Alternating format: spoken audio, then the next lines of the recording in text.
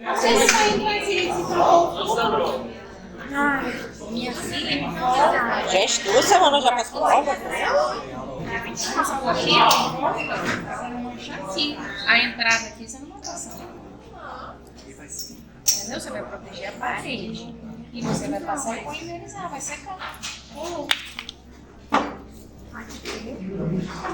Poxa, gente, eu tenho tanto tirado foto da minha casa.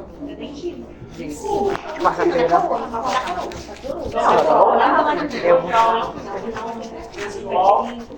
Semana que vem é feriado.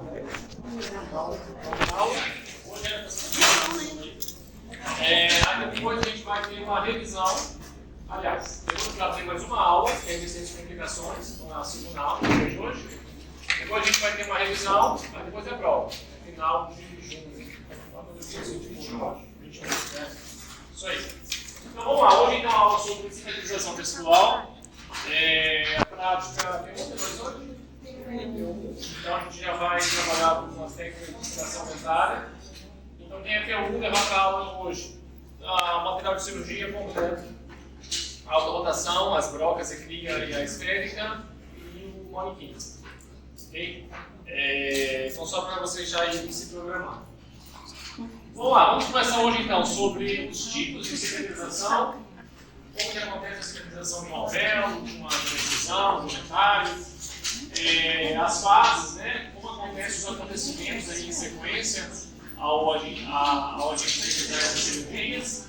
E aí a gente vai fazer uma correlação das recomendações pós-operatórias, também de acordo com essas fases de cicatrização, que tem todo o processo, e encerrar com algumas operações de cicatrização. Ok? Então isso serve para tudo qualquer coisa de cirurgia, tá? Essa a cicatrização. Pessoal, o que vocês aprenderam de histologia? Como é que vocês foram aí na histologia? Foi EAD. Conjuntivo. Tá, mas EAD não quer dizer nada. Vocês podem estudar bastante EAD. Nossa, toma! Vocês participaram do EAD.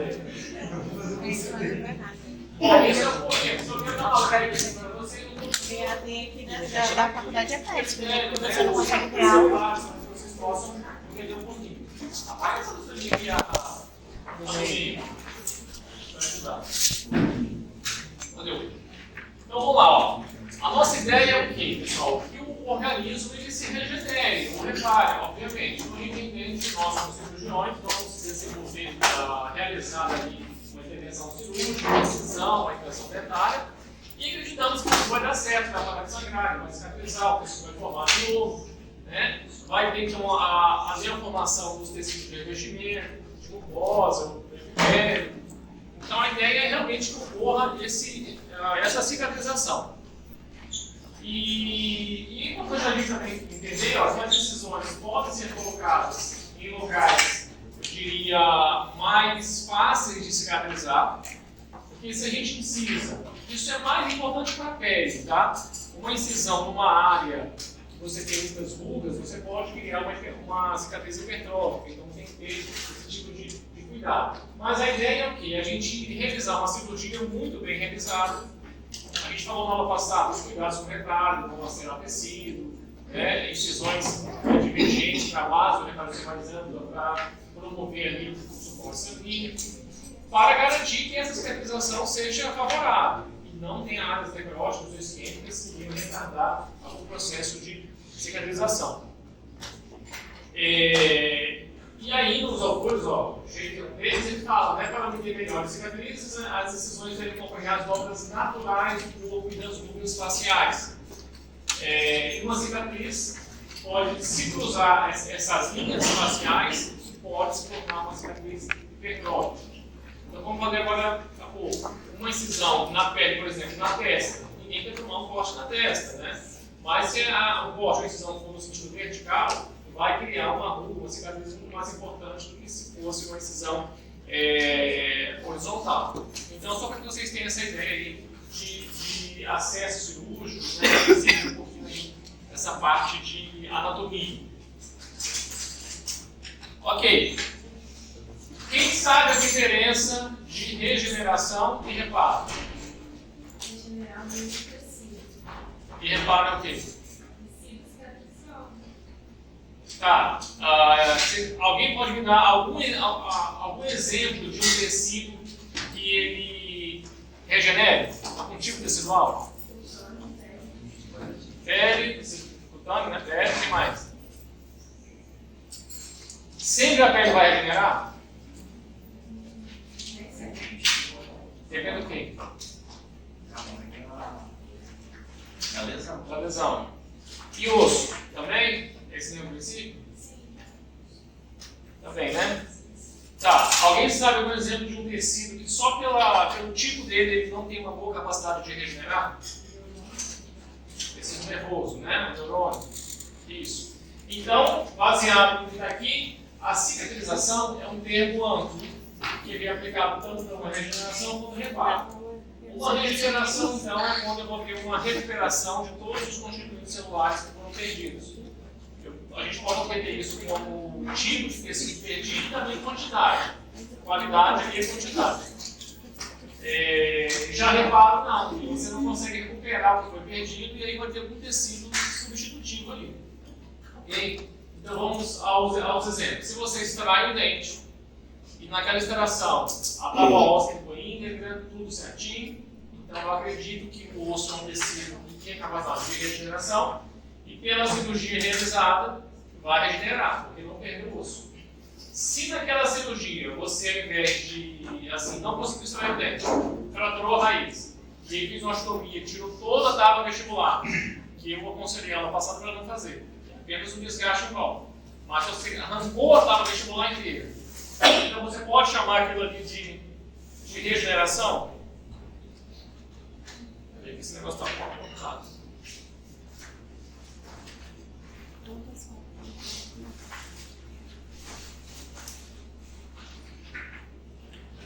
Então, se nessa mesma cirurgia você removeu a tábua óssea inteira, o osso teve capacidade de regenerar. Vai regenerar? Vai ficar um defeito no osso ali. A espessura vai diminuir. Então eu não posso chamar aquilo de regeneração. Formou osso? Na verdade, o osso remodelou, podemos dizer assim. Né? Na verdade, ele diminuiu o osso. Outro exemplo, nervo, lesão de nervo. Se você, numa extração de um terceiro molar, encostar a alavanca no dente e esse dente der uma empurradinha no nervo, pressionar o nervo e o pauzinho ficar com a aparência no pós-operatório, foi uma lesão aparentemente leve. E a tendência é voltar à sensibilidade. Então a tendência é regenerar. Agora, se você pegou a broca-ciclia, fez a brontosecção e passou a broca-ciclia no nervo, você cortou, lacerou o nervo inteiro, aí mais difícil, a lesão foi mais traumática e a tendência é não haver uma regeneração. Vai haver um reparo, algum tecido vai formar ali, algum tecido para preencher aquele espaço ali. E na verdade, às vezes nem preenche, porque fica um pouco do nervo lá e outro do outro. Alguns autores, mais na área de pesquisa, o que eles fizeram?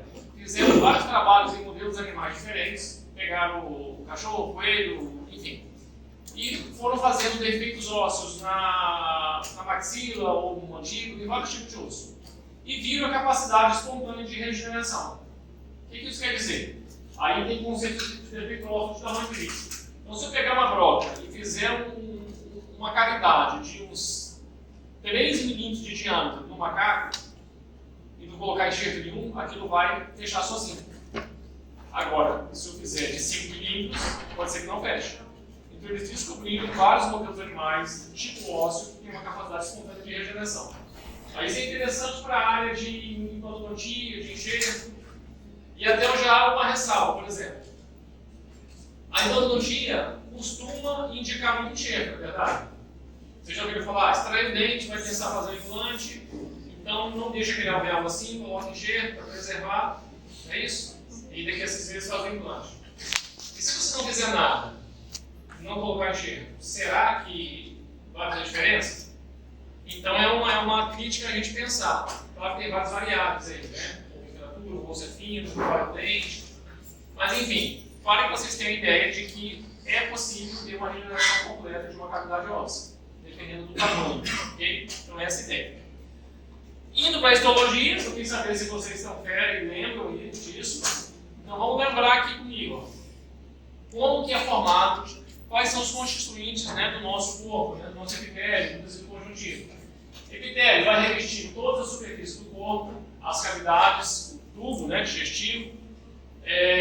Vão ser classificados de acordo com as camadas, inclusive são várias camadas, é um epitélio estratificado, desde a basal até a mais superficial. Vão ter ali alguns componentes a mais, aqui, acessórios de especializações, cílios, ceratina, queratina, então vai ter vários estruturas a mais aí, glândulas. E aí, quando se fala do epitélio normal, a pele, aliás, as mucosas, aqui, ó, nós temos epitélio pavimentoso e estratificado. Funciona a cavidade oral, faringe, esôfago, canal anal, colo de útero e vagina. Temos aqui a camada basal, o conjuntivo aqui embaixo, e várias camadas epiteliais. Já o pavimentoso estratificado ceratinizado, a gente vai ter aqui a pele, de uma forma geral, que vai ter ceratina. E dependendo da área, você vai ter uma espessura maior, por exemplo, a palma da mão, para apanhar, você vai ter uma espessura maior. A gente tem a ceratina no palo, quando a gente é ceratinizado, então tem essa camada aqui de ceratina em cima. Quem sabe em qual camada que ocorre a carcinoma? Alguém sabe? Está certo ou está errado? Qual é o tipo de carcinoma mais comum da cavidade oral? Vocês tiveram aula de estômago? Estudaram de estômago? Nada a ver com a medula do estômago. É carcinoma. Carcinoma é um tumor epitelial. Geralmente tem 3 tipos de carcinoma. Lembra aí? Você foi bem na prova. Tá certo aí. Alguém sabe? Ó, tem o vaso celular, espino celular e o... Agora esqueci. Melanoma. Esses 3 tipos. Tipos de carcinoma, câncer de pele. Melanoma é o mais grave, mais perigoso, alto índice de metástase e tal, né, maior morbidade, enfim. E aí, o vaso celular é o mais comum de pele, exposição ao sol, câncer de pele normal, não é tão agressivo, mas é um câncer, não. E o espinocelular, ou de células escamosas, que é o câncer de bulbo, que é a tipificação mais comum, ok? E aí, o que tem a ver isso com o epitélio?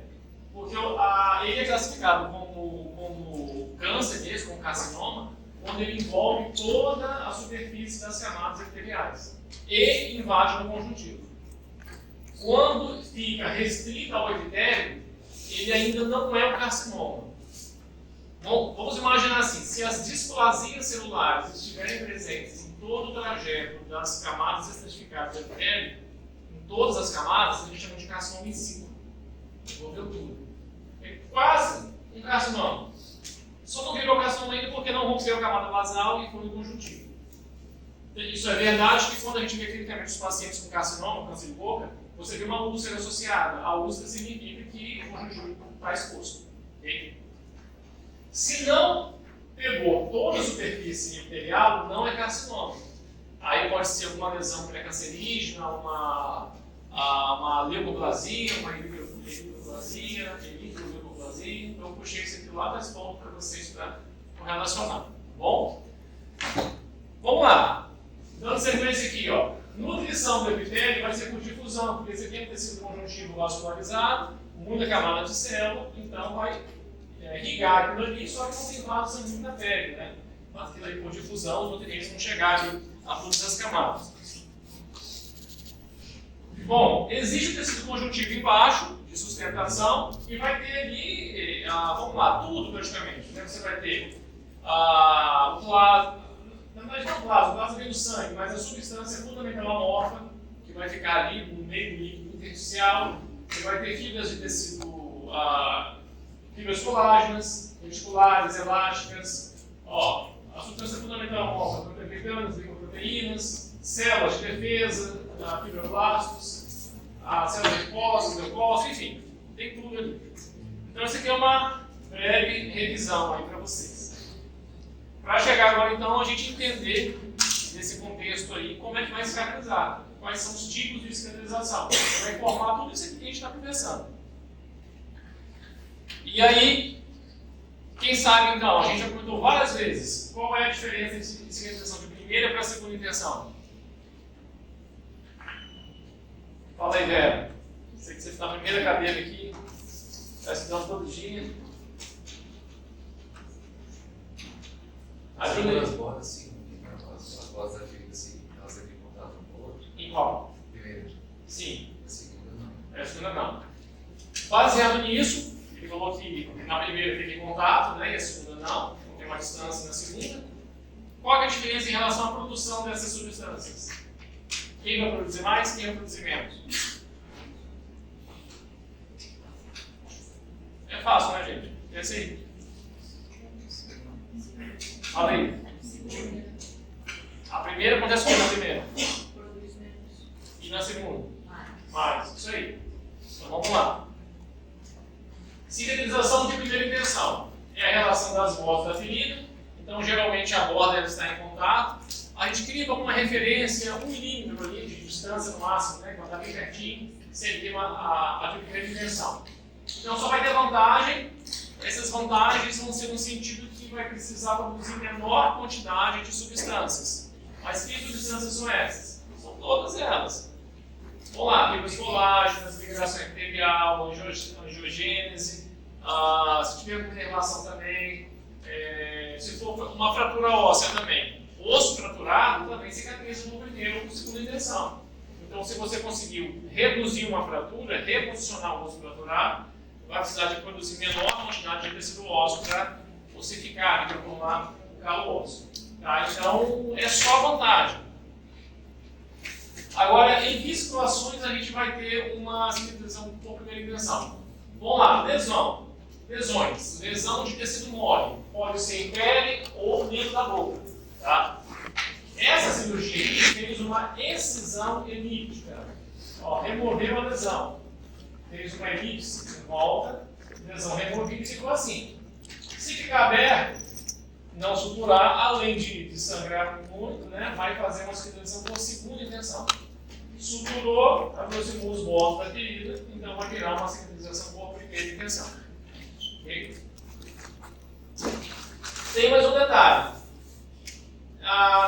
Lesões, acessos intraorais, geralmente são superficiais, porque você já encontra o osso. A não ser que seja no fundo do intestino e você vai entrando muito ali. Agora, às vezes na pele, pode ser profundo. Aqui, por exemplo, essa aqui está relativamente superficial, tá? Mas podem ser profundos. Se for profundo, na hora da sutura, vai ter que fazer a sutura por planos. Senão não adianta você só fechar a pele. Vai ser primeira intenção lá em cima, mas embaixo vai ser segunda intenção. Sem falar que vai ter espaço morto. O que é o espaço morto? É uma área que não foi suturada, vai ser preenchida por coágulo, além do risco de infecção, vai formar muita fibra colágena ali, vai demorar a cicatrizar, vai ficar mais dura aquela região. Okay? Então, se você não suturar corretamente, áreas profundas, vocês podem ter 2 tipos de cicatrização e todas as desvantagens ainda da segunda. Mais exemplo, ó. Um carcinoma de lábio. Olha o que foi feita a cirurgia aqui como exemplo. Ó, fez uma ressecção importante.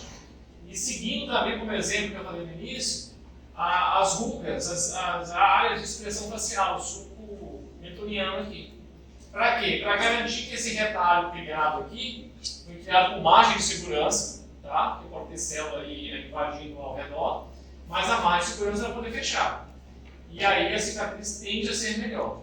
Ok? Então essa área de grande ressecção vai ter uma cicatrização por primeira intenção. Claro que aqui também tem que ter sutura em plano profundo, pelo lado da mucosa e pelo lado epitelial, pelo lado cutâneo também, da pele. Exemplos nossos, ó. Frenectomia. Vou botar uma imagem do nosso cirurgia para ficar mais fácil. Esse aqui, ó, também de reborda. Foi feito um acesso na mucosa, retalho rebatido, músculo periosteal, desgastou o osso e fechou. Que sutura é essa aqui, gente? Ó, contínuo pressionado. Isso aí. Ó, frenectomia. Vamos remover o freio do paciente. Remover vocês vão ter uma aula só disso mais pra frente, mas fica aquela área aberta ali. A gente faz a difusão tecidual e temos que estruturar. Vai ficar juntinho, né? Borda com borda de ferida e teremos uma cicatrização por primeira intenção. Reborda alveolar para alveoloplastia. Acesso sobre a crista, foi feito uma incisão relaxante na distal, vai ser desgastado aqui, outro desgastado e sutura. Esse paciente aqui, é uma boa pergunta dela, ó. Na nova, assim, hoje com a endodontia, não há problema isso aqui ficar sem incomodar o paciente, coloca os implantes. Agora, se vocês estão colocando uma prótese removível, com TPR, a prótese vai bater aqui, aí vai machucar. Ou você alivia a prótese, ou desgasta ali. É um tórax, é um tórax. A gente chama de tórax porque é o palatino e o mandibular. Todos os outros aumentos nossos a gente chama de exostose. Tórax é uma exostose. Exostose é um nome geral, assim.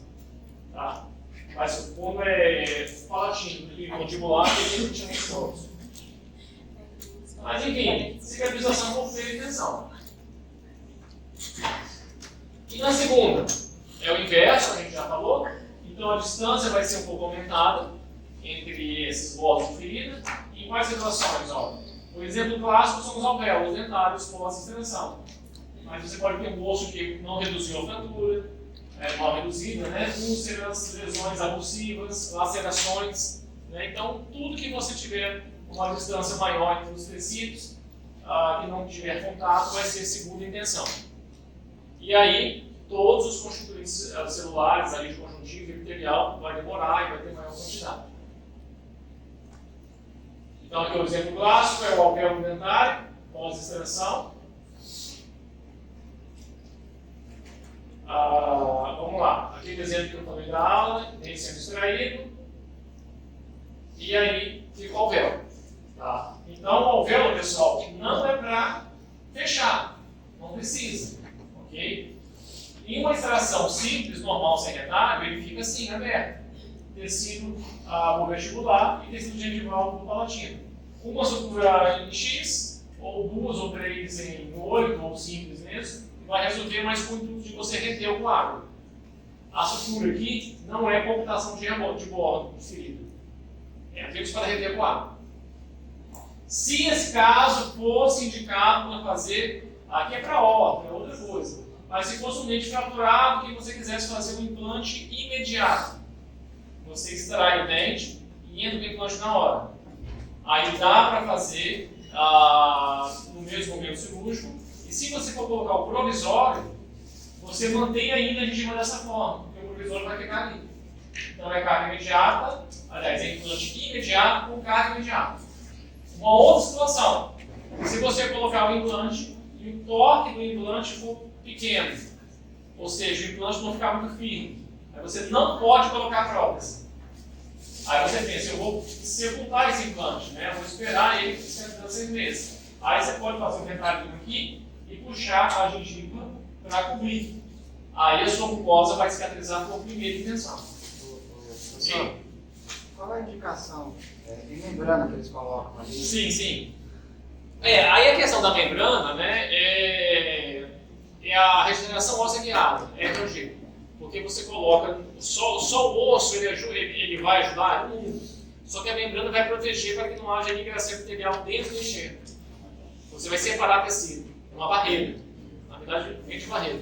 Inclusive as membranas começaram a ser usadas antigamente sem osso nenhum. Você pegava uma membrana reforçada de titânio, colocava ali numa área, né, receptora, e deixava ela fazendo tipo uma barraca, um arcabouço, um volume. E aí aquela área vazia, as células ali viravam osso. Só que às vezes ela colabava, não tinha sustentação. Então, nessa situação aí, vai ter um preenchimento de tecido aqui como está, sem enxerto, sem nada, você fala, né? sem enxerto, sem nada. Isso, eu vou mostrar para vocês aqui a sequência, né, do que vai acontecer. Mas lá dentro vai formar tecido de granulação, que é um tecido conjuntivo muito vascularizado. E o epitélio vai começar a migrar sobre esse tecido de granulação. Quando você tem a intenção de fazer futuramente um implante, o ideal é que preserve Vai ter uma formação óssea melhor. Isso aí. Aí, assim, depende de várias situações, sabe?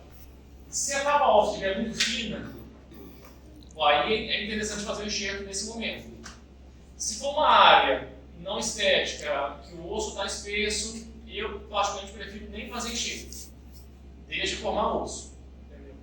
Eu, assim, em boa parte das vezes, se tiver uma área ainda meio infectada, algo assim, eu prefiro não fazer enxerto.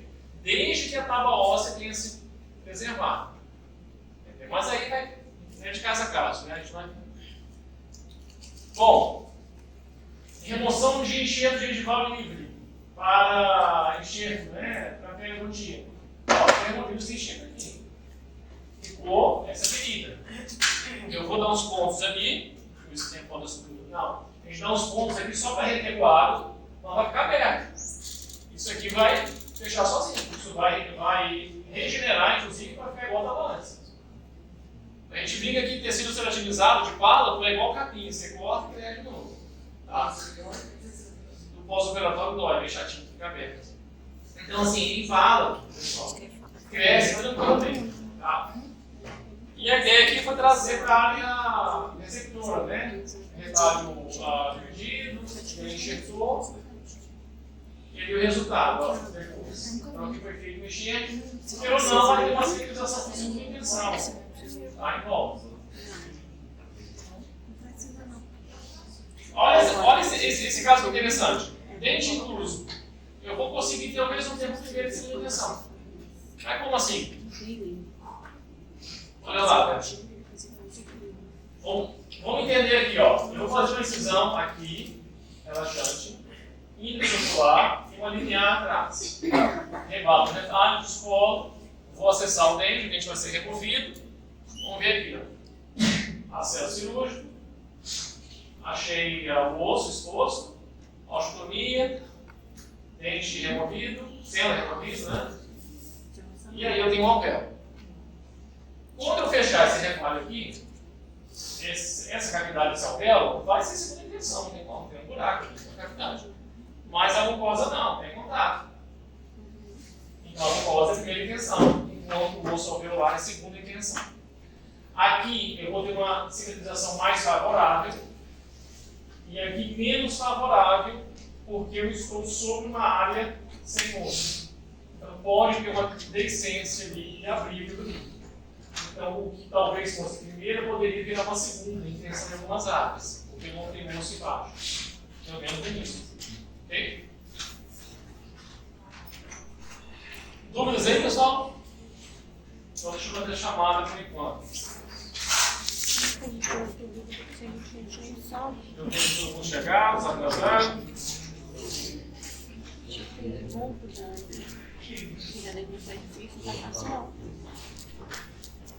tô tão perdida que eu não sei nem por onde eu começo. Aonde?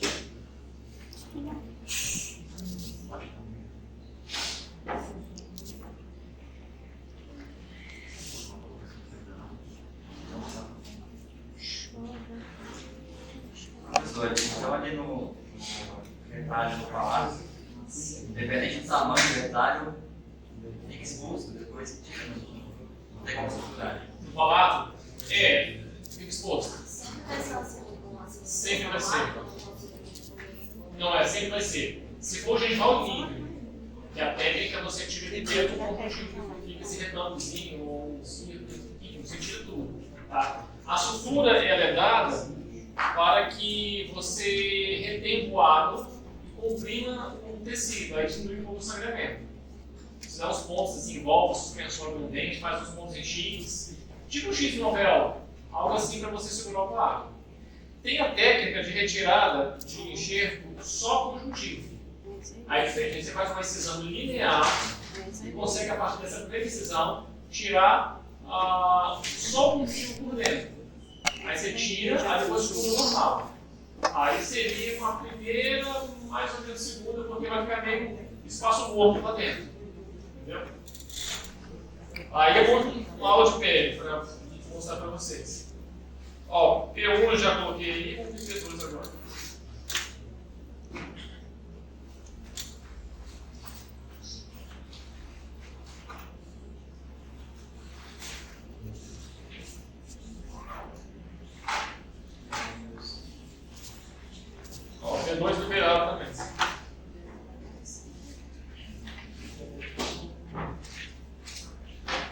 Bom, pessoal, independente agora, se é a primeira, se é a segunda intenção, independente de qualquer coisa, teremos uma sequência do que vai acontecer, os eventos a serem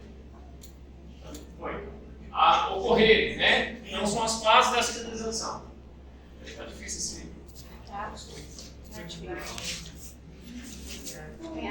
devagar. Foi. Então vamos lá. Então, seja a primeira, seja a segunda, vai acontecer essas três coisas. Em sequência de eventos de tempo.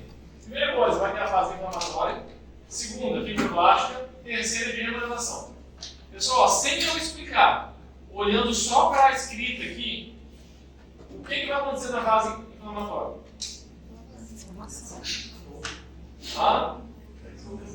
Dor, edema, inflamar, né?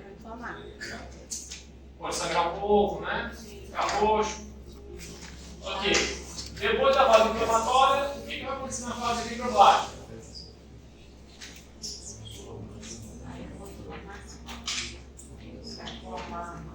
Vamos lá. Fibroblástica vem de fibroblasto. O que faz o fibroblasto? Produz qual? Produz o quê? Fibras. Fácil, né? Fibras. Que fibras? Colágeno. Então, a fase fibroblástica vai produzir uma coisa. E o que vai acontecer na fase de remodelação? Remodelação. Mas então assim, às vezes a cabeça nossa viaja, olha, vê o que está escrito, com calma. Então, na cara da gente. Então, vamos lá, fase por fase. Fase inflamatória, o nome já diz, é um processo inflamatório pós-operatório, pós-agressão, é uma cirurgia, uma agressão, né? Isso vai demorar de 3 a 5 dias. Então, o que vai acontecer ali? Vai ter a fase de exudato, fase vascular, mas o que importa é a gente entender que vai ter após a vasodissecção, que é naquele momento da hemostasia cirúrgica, né? Mas logo em sequência, eu tenho vasodilatação, liberação de histamina, prostaglandina, citosol plasmático, que é o edema, né? Vai ter células de defesa, fibrina. Então, tudo aquilo ali que se refere a uma inflamação. Dor, rubor, calor, tumor, dor, enfim, são os sinais cardeais da inflamação. Né? Dor, rubor, calor e tumor. Okay? Nessa fase. Claro que proporcional ao tamanho da sua cirurgia, do trauma cirúrgico. Aqui só para demonstrar a saída de substâncias do vaso sanguíneo, estimulando os nossos receptores. Fase celular diz respeito mais às células de defesa. Então vamos lembrar de novo lá na nossa aula lá atrás de linhas de defesa, né? Temos neutrófilos vindo, depois os monócitos, que viram macrófago, mais na frente linfócitos. Além disso, tem células de defesa mais sistema de complemento e humoral, célula T, CD4, CD8, anticorpos, mas aí num outro momento. Mas em fase aguda, são mais essas células que a gente já conversou com vocês. Tá. Depois, o que eu vou ter? Na próxima fase, vamos ficar em fibroblástica. O nome já diz, o nome vem da célula principal que vai produzir.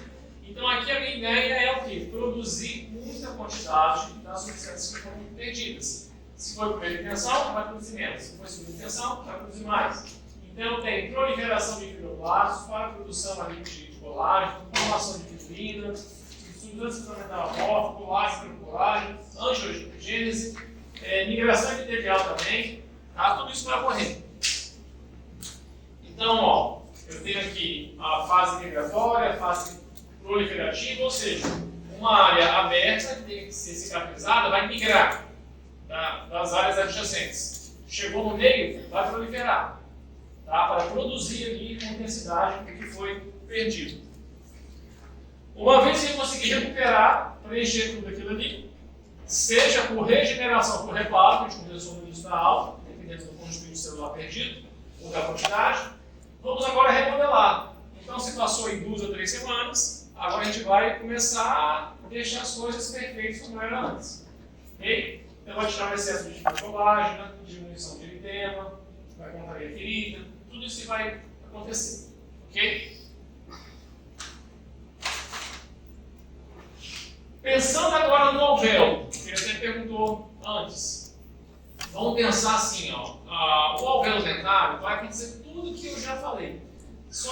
algumas particularidades. Então vamos lá, o alvéolo é cicatrização por segunda intenção. É isso? Então a gente entende que numa cirurgia de extração dentária, até o terceiro, quinto dia vai dar o processo inflamatório, que é a fase inflamatória. 2 a 3 semanas é o período fibroblástico, que vai produzir um tecido de granulação dentro do alvéolo. E após ali um mês em diante, é remodelar. Mas o que acontece lá dentro? Na primeira semana, lembra, pessoal, que no alvéolo é o quê? Você extrai um dente, o que ficou lá no dente? O alvéolo. E o que é o alvéolo? Na verdade, é uma área assim, vazia, né? Você tirou o dente, se você aspirar, você vai ver o que lá no fundo? Osso. Não é isso? Vocês vão ver o osso medular ou cortical? Tirei o dente, estou aspirando, estou vendo o osso lá bonito. Geralmente é que tipo de osso? Isso é importante. Cortical. Vamos pensar assim, ó. Pensa que você está olhando para o corpo da mandíbula. Tá aqui, passando aqui a mandíbula. Tirou o dente. Aquela cortical, ela segue ali o dente. E a medular está dentro. Então, a cortical e a lâmina dura é uma continuidade. A lâmina dura, na verdade, é a cortical do alvéolo. Ela recebe o nome de lâmina dura. Okay? Então, quando você extrai o dente, na primeira semana após a extração, vai acumular osteoclastos ao longo dessa crista óssea e da lâmina dura em volta. Para quê? Para absorver essa cortical, para que as células ósseas venham se formar dentro do alvéolo. Okay? Na segunda semana, o tecido de granulação vai produzir bastante. De novo, o que é tecido de granulação? Me lembra aí, gente. Pergunta de prova, hein? Tecido de granulação, fala aí o que é. Isso. Siga aí na prova. Eu falei que umas 10 vezes já. Mas por que não? Por que não deveria colocar? Não, tem 2 minutos, eu acabei de falar. Ó, tecido de granulação. No caso do alvéolo dentário, pós-extração, é um tecido conjuntivo, neoformado na fase fibroblástica, que se caracteriza com grande produção de fibras colágenas e também angiogênese. Outra pergunta, alguém de vocês já ralou a perna, já machucou? Sim. Todo mundo? Tá, depois de uma semana que estava machucado, cicatrizando, você já bateu a perna e começou a sangrar? Sim. Então, você está na fase fibroblástica, cheio de angiogênese ali, né? E aí, qualquer esbarrãozinho sangra pra caramba. E é igual no alvéolo. Se você chegar uma semana após o pós-operatório, você pegar uma pinça e tocar ali, vai sangrar bastante. Porque é um tecido de granulação altamente vascularizado. Não muito organizado ainda, mas altamente vascularizado. E tem a formação vascular. Okay? Então, isso é um tecido de granulação, que vai estar em grande quantidade na segunda semana. Entre 4 a 6 meses, o que vai acontecer? Aqueles osteoclastos que ficaram ao longo da crista, estão tudo ali, estão reabsorvendo a crista óssea, a lâmina dura. E aí vai estar em fase avançada de reabsorção. Tanto é que você, se pegar um raio-x periapical de uma área recém-extraída, de 6 meses, você vai olhar talvez uma sombrazinha da lâmina dura. Com 4 meses você ainda vê, com 6 meses já está querendo desaparecer. E aí, com 1 ano, você vai olhar, eu acho que você nem vê a marca onde está o dente. Se você for olhar, já vai ter tudo ali tecido esponjoso. Ok? E a cortical só em cima, só na superfície. Deu para entender, velho? Bom, e aqui que eu falei, ó, games inclusos, né? Pode ser por primeira intenção em tecidos novos. Então, assim, acontece tudo que eu falei aqui nas fases. Inflamatória, fibroblástica e de remodelação. Mas, em especial, ao preenchimento do alvéolo, tem essa questão de absorver a lâmina dura, o tecido de granulação formar. Ok? Professor, e se passar um ano não formar, ficar do mesmo jeito? Sem formar osso. Sim. Ficar um buraco ali. é provável que ocorreu algum problema ali infeccioso, inflamatório, ficou um pouco estranho. Quer dizer que a fase inflamatória, por algum motivo, ela não passou completamente. A fase fibroblástica não conseguiu proliferar e devolver os tecidos ali que tinham. Então, ou tem um final de raiz, enfim, tem alguma coisa. Tá? Mas tem o normal é fechar. Pode fechar com defeito ósseo, entendeu? Uma falta de espessura, mas Não, tem. mas dá pra ver tudo certinho.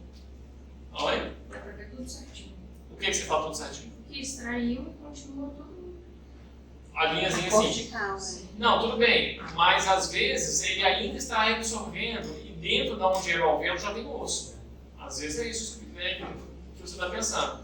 Você tem um osso alveolar, você ainda vê a linha da laminadura, mas dentro do alvéolo, pelo raio-x, você já consegue ver uma imagem óssea. Entendeu? Então isso seria uma situação que vai chegar uma hora que vai sumir essa laminadura. Tá? Não é em 6 meses some, às vezes ela fica um pouquinho. Vamos lá agora, pessoal. Agora vamos tentar correlacionar tudo isso que a gente explicou. Primeira intenção, segunda intenção, as fases, inflamatória, fibroblástica e remodelação, com os cuidados que eu vou ter com esse meu paciente após a extração. Vamos lá. Imagina que você operou o paciente. Eu tenho de 3 a 5 dias a fase inflamatória. O que eu faço com o meu paciente no pós-operatório? Prescrever analgésicos anti-inflamatórios no pós-operatório, não é para remover a inflamação é benéfica. Só que além de ser benéfica, ela causa muita dor e incômodo. Então eu tenho que modular a inflamação, diminuir os sintomas. Então eu analgésicos inflamatórios e antibióticos.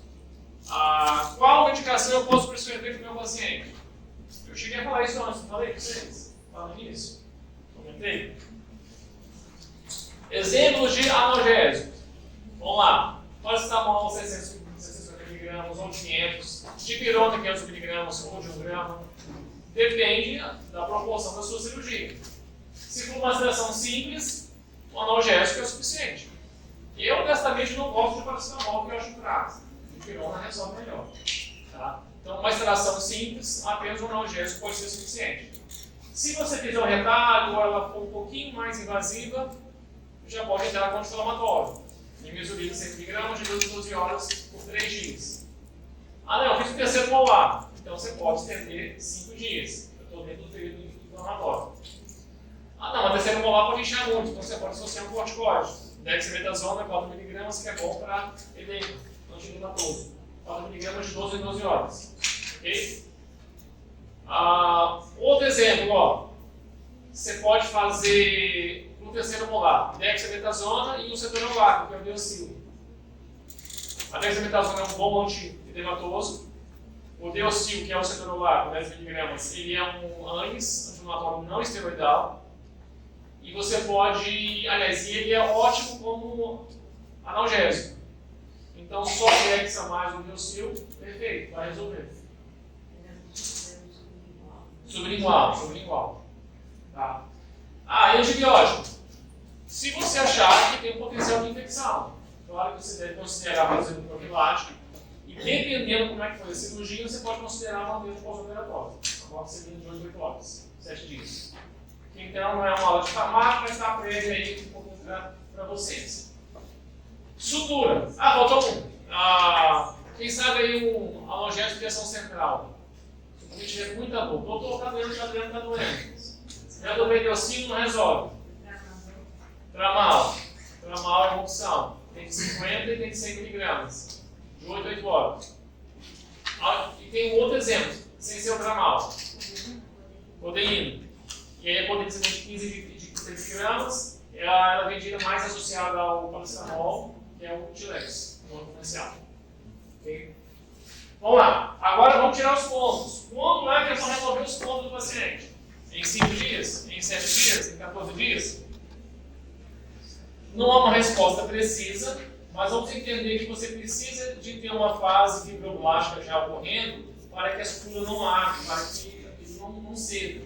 Tá? Então, se for uma extração simples, que não houve retalho nenhum, e ficou o alvéolozinho igual aquele granular que eu mostrei ali, você fez um X, em 5 dias você já pode tirar os pontos.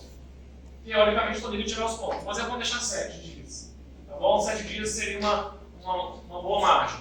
Tá? Mas em 5 dias não haveria problema, porque já cicatrizou, não tem. Aliás, já tem hemostasia, não vai sangrar mais.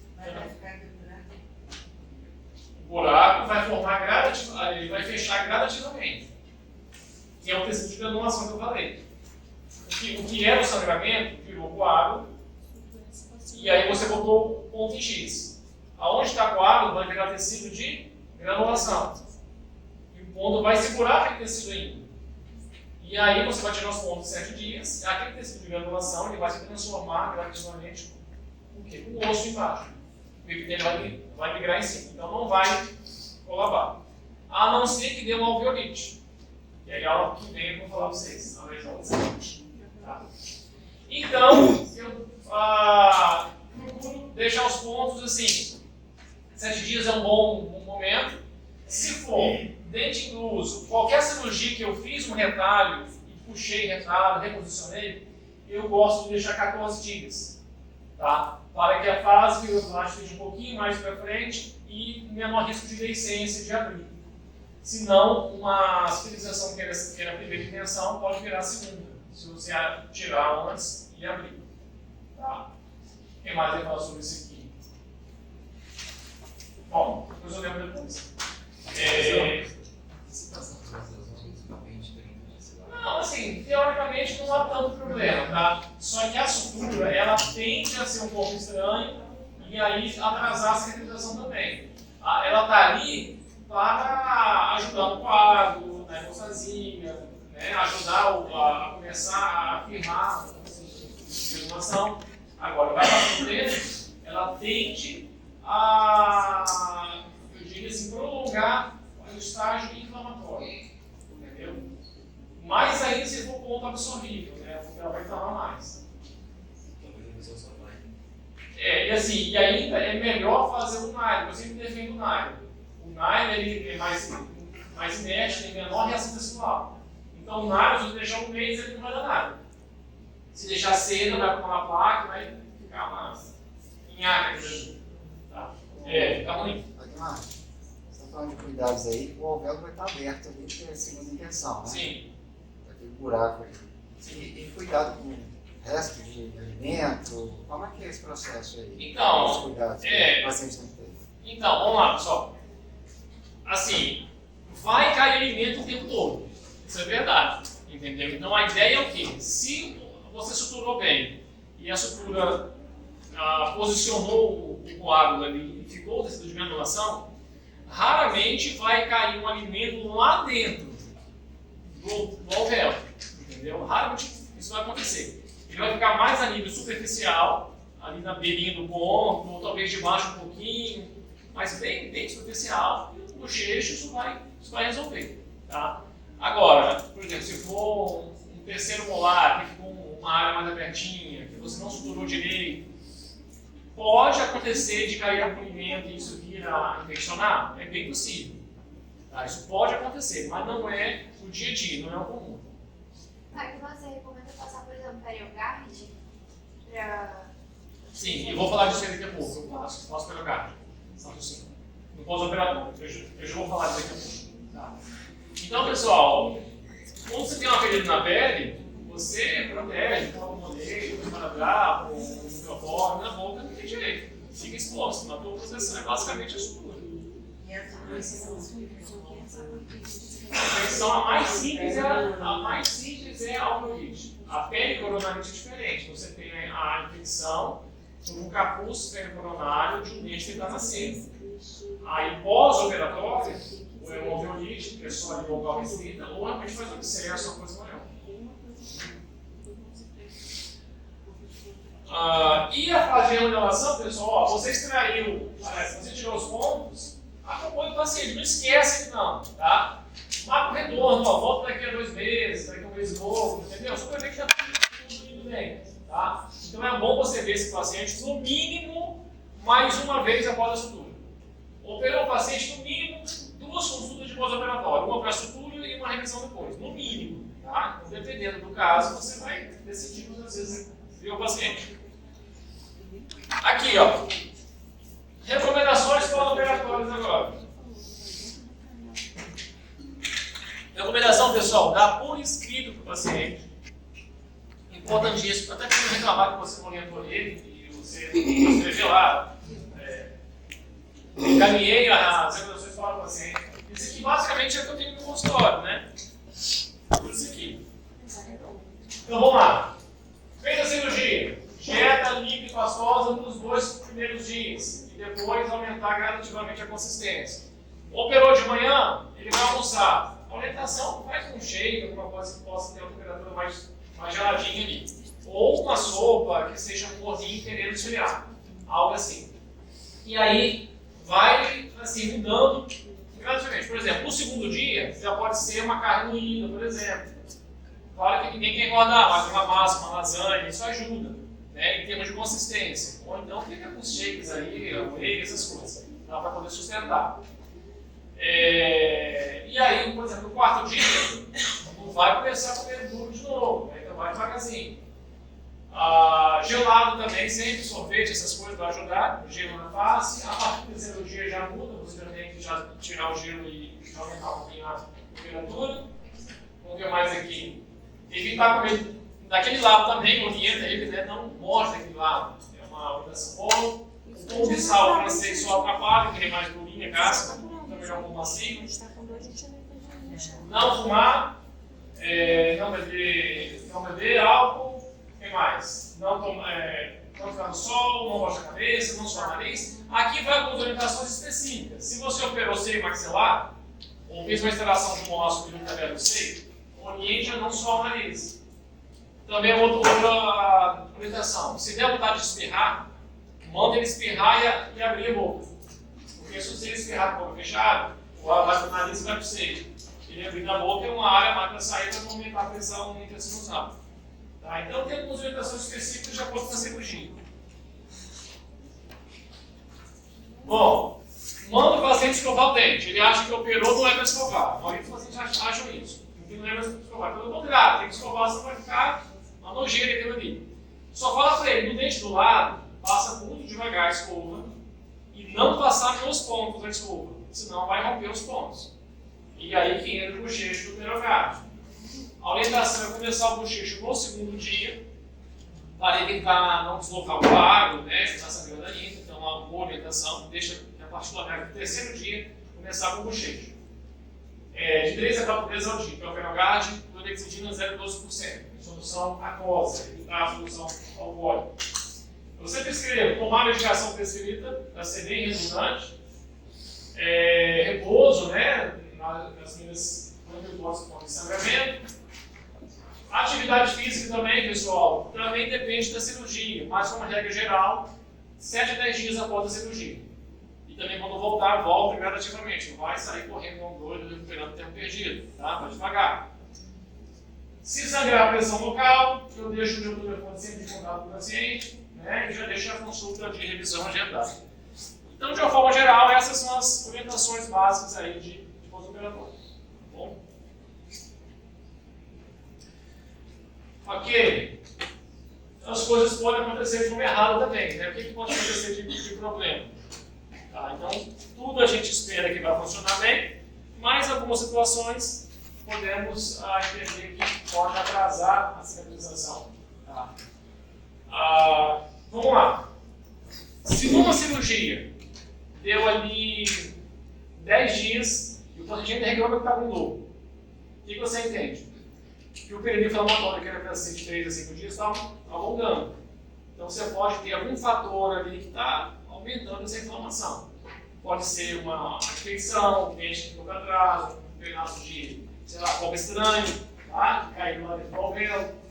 Então, no pós-operatório, pessoal, entenda o seguinte: em média, a partir do 5º dia, já vai estar melhorando os sintomas. Mas também tem um fato da medicação anti-inflamatória ser de 3 a 5 dias. Então, é muito comum o paciente tirar a medicação prescrita e começar a doer no 5º ou 6º dia. Então, vocês vão ter que ter a percepção: é algum problema ou foi porque eu tirei a medicação? Entendeu? Aí você entra com dipirona em caso de dor e também vai fazer a revisão do paciente. Tá? É muito comum ter infecção pós-operatória. Como assim, né? maioria dos problemas, quando acontece, é por conta de infecção no pós-operatório. E aí você vai ter que dar com antibiótico. Bom, dependendo da sua cirurgia, você pode ter tecido necrótico, você pode ter isquemia, costurou muito apertado, deu anestesia em excesso, tá? Então isso pode atrapalhar a cicatrização. Essas questões aí. Queloide. O que é queloide, pessoal? Cicatriz hipertrófica. Alguém já tem alguma marca de cicatriz aí maior, normal? Vamos lá, vamos entender o que é isso. Vocês já estão entendendo aí tudo de tecido, né? Material. Então, uma cicatriz hipertrófica ou queloide é quando uma produção exagerada de tudo que a gente falou. Em especial, colágeno, na fase fibroblástica. Vai produzir em grande quantidade. Aonde é mais provável ter queloide? Na cicatrização de primeira intenção ou na segunda? Na segunda, né? Porque já estava aberto, vai produzir mais. Bom, do ponto de vista histológico, queloide e cicatriz hipertrófica é a mesma coisa. É tecido colágeno aumentado pelo fibroblasto. É a mesma coisa. Só que na cicatriz hipertrófica, a tendência aqui, quer ver, ó, quimicamente, as cicatrizes hipertróficas apenas nos locais das lesões. Se ela ficou ali. Já que a queloide, ela avança para os lados. E o nome vem do grego aqui, ó, peitos, em forma de garra. Então, queloide, clinicamente, é pior ainda. Ela parece que é mais aumentada. Quando isso pode acontecer? Claro que na segunda intenção é mais provável, mas o paciente os de cor negra tende a ter mais queloide, questão genética aí. Algumas áreas do corpo, ombro, região de externo, joelho, cotovelo, áreas ali, às vezes que se mexem muito, né? Perto de articulações, podem ter mais também. A relação endócrina, na puberdade, gravidez, algumas disfunções de glândula pode também contribuir para a queloide. E também se você tirar o ponto antes do tempo, né? O retalho, aí o QRV vai virar segunda intenção. E o trauma naquele local também, uma cicatriz que machucou, fica batendo ali. Então você está estimulando ali a produzir cada vez mais esse tipo de colágeno. Isso pode também contribuir para a queloide. Não é tanto problema para a gente, tá, pessoal? A questão de queloide. Por quê? Porque na nossa cirurgia a gente faz acesso dentro da boca. E já abrindo um parênteses aqui, se vocês puderem escolher para fazer incisões relaxantes, pensando em estética, é melhor sempre fazer para distal, para não aparecer muito. Imagina, vou operar aqui na região anterior. Se você pode escolher fazer uma incisão relaxante ou no sentido central ou no pré-molar superior, é melhor jogar para trás. Mas isso vai dificultar a cirurgia. Tá? Fazer relaxante para mesial é mais fácil cirurgicamente, mas tende a ser pior para a estética. Ok? E tem a questão também do sorriso gengival do paciente. Né? Se ele tem um sorrisão, não aparece gengiva, é uma preocupação a mais. Tá bom? Mas geralmente não fica muito nítido a cicatriz sem ter sido ceratinizado, tá, pessoal? Mas pode ter, depende aí do paciente. Bom, aqui outro exemplo, ó. Eu vou dar aula para vocês de infecção mais para frente, lá em nome hospitalar. Mas aqui só para ilustrar que quando você tem também uma infecção, tá, há um processo de fístula, e se for para a pele, fica essas áreas de grande alteração. Quando você tem um abscesso, você drena, você faz o corte, tira ali, vai cicatrizar normal, vai ser como se fosse um corte assim mesmo. Agora, se você não drenou e o organismo espontaneamente fez o trajeto fistuloso, aí vai ficar uma depressão, uma área retrátil muito ruim, muito difícil de tratar esteticamente. A gente tem que fazer uma ressecção da fístula e suturar de novo isso aí. Tá? Dentro da boca também tem fístula. Onde é que vocês veem uma fístula intraoral? Vocês já tem o dinheiro, né? Então, se eu tiver uma lesão periapical, uma lesão aguda ou crônica? Eu já conversei com vocês. Crônica. E aí, aquele processo inflamatório, aquele que estava lá no lápis do dente, ele está tentando sair. Ou ele vai para dentro do organismo, que é mais perigoso, você vai ter a disseminação do processo infeccioso, ou ele vai sair por lingual ou pelo intestino. Aí vira fístula. E se sair para fora da face? Aí vira sequeira. Pode fazer uma abscessa no tecido, mas sem pegar o caminho para extravasar. Então, isso aqui é uma fístula odontogênica que não sai dentro da boca, sai por fora. Aqui fica a cicatriz. Dentro da boca é menos mal, né? Você vai ter que também ressecar aquela fístula. Se você só tratar e deixar aquela fístula lá, ela vai demorar a subir. Tá? Mas a gente pode cirurgicamente fazer um cortezinho aqui e resolver. Deixa eu ver se acabou. Acabou. Dúvidas aí, pessoal? Então vocês já sabem agora como acompanhar o paciente no pós-operatório, né? Uma sala